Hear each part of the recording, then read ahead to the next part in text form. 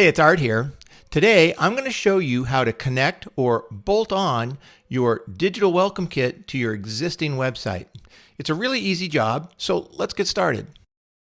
Of course, the easiest way to get this all done is if you have a webmaster or developer who manages your website, have him or her simply add the new URL to your top navigation bar.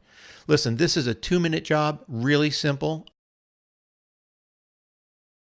On the other hand, if you manage your own WordPress website, then here's exactly what to do.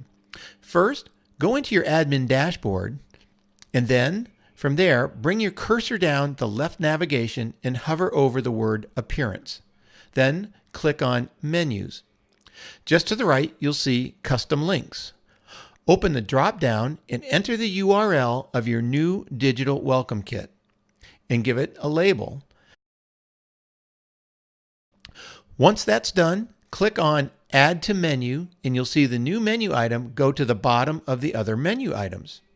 From here, you can use your cursor to drag your welcome menu up to the desired placement. Then, once you've done that, be sure to click on Save Menu. Now, your new digital welcome kit has been successfully connected or bolted on to your existing website. And that's it. Thanks for watching.